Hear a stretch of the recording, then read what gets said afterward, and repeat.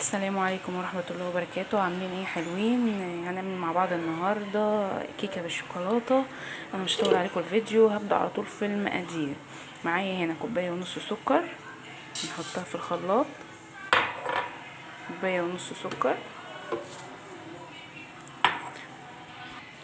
معايا هنا كوباية زيت اهو، ومعايا هنا دي كوباية لبن زي ما انتم شايفين كده. كل ده على بعضه في الخلاط. هبدأ انزل بقى بمعلقتين كاكاو كده كبار زي ما انتم شايفين، معلقتين كبار. ده كله بحطه في قلب الخلاط. يبقى انا حطيت في الخلاط كوبايه لبن، كوبايه زيت، كوبايه ونص سكر، معلقتين كاكاو. هضرب ده كله في الخلاط وهوريهولكوا اهوت زي ما انتم شايفين كده. الخليط تقل ازاي. انا لسه ما حطيتش البيض. هبدا اخد كوبايه من الخليط دوت اهوت زي ما حضراتكم شايفين كده. انا خدت كوبايه زي ديت، هحطها في الفريزر او في التلاجة عشان تسقع. هبدا بقى اعمل ايه؟ هبدا احط معايا هنا دول 3 بيضات. هبدا انزل بيهم كده ماشي، وانزل بكيس فانيليا اهو، وهضرب كل ده في الخلاط اهوت. انا ضربت ال3 بيضات مع كيس الفانيليا مع بعض في قلب الخلاط. المكونات اهيت. هبدا بقى احطهم في بوله عشان ابدا اشتغل بالدقيق. انا دلوقتي عملت الخليط اهو في قلب البوله. هبدا انزل بكوبايتين ونص من الدقيق، كوبايتين نفس الكوبايه اللي عايرت بيها الزيت واللبن هعاير بيها برضو في الدقيق. هنزل بكوبايتين ونص من الدقيق. اول كوبايه احطها معاكم اهي، وهبدا اقلب في الدقيق زي ما انتم شايفين كده.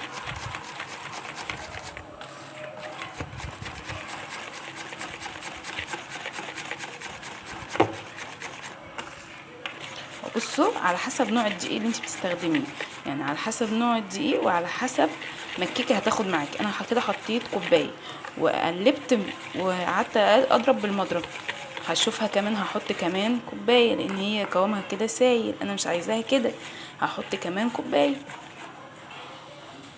انا هنزل بالكوبايه التانية اهي تمام، هنزل برضو بيها تمام.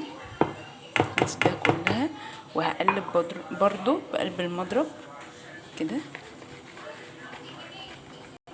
اهوت زي ما حضراتكم كده شايفين. انا عملت الخليط وضربته بقلب المضرب تمام. وده كان قوام الخليط. تعرفي منين ان هي مش عايزه دقيق تاني؟ بصي اهي، ما بتلمش بسرعه اهي. بصي بتقعد يعني ايه شويه الخطوط دي. بصي اهي الخطوط، بصي موجوده ازاي، ما بتلمش على طول كده. يبقى الكيكه معاكي مظبوطه 100 100. هبدا بقى انزل بالبيكنج باودر اخر مرحله خالص. هبدا انزل بيها اهي، دي معلقه من البيكنج باودر. هبدا انزل بيها كده تمام. يا اما لو مش عندك بيكنج باودر معلب وكده، استخدمي الكيس البيكنج باودر العادي ماشي، وتقلبي في نفس الاتجاه اهوت. بعد ما عملت حطيت البيكنج باودر، هجيب بقى معايا هنا صينيه فيها دهنه زيت بسيطه. هبدا بقى انزل بالخليط في النص كده، يعني وزني حاولي تساوي ايديكي في النص اهوت يا جماعه. بعد ما حطيتها في الصينيه، انا مسخنه الفرن طبعا من قبل ما اشتغل في الكيكه. هشغله على 180 نص ساعه. هحطها ادخلها دلوقتي في الفرن واوريها لكم لما تطلع يبقى شكلها عامل ازاي. بصوا يا جماعه، بعد ما طلعت من الفرن اهي، بصوا بسم الله ما شاء الله، بصوا عامله ازاي، سخنه جدا بس هي سخنه. هبدا بقى اصب عليها كوبايه الشوكولاته اللي احنا عملناها في الاول وحطيناها في التلاجة سقعانه او في الفريزر لحد ما تعمل.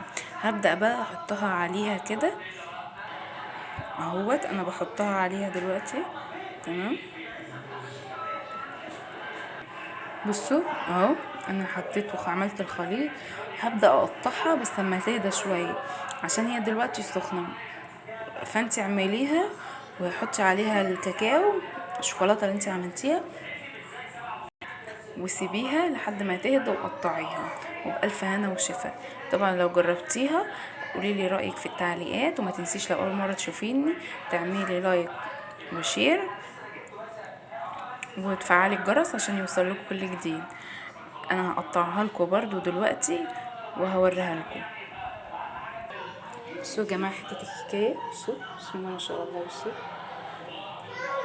حته الكيكه حاجه كده يعني بسم الله ما شاء الله جميله. ولا طعمها، بصوا العيشان بتاعها، بصوا طعمها حكايه حكايه حكايه. جربيها وقولي لي ايه رايك في التعليقات. السلام عليكم ورحمه الله وبركاته.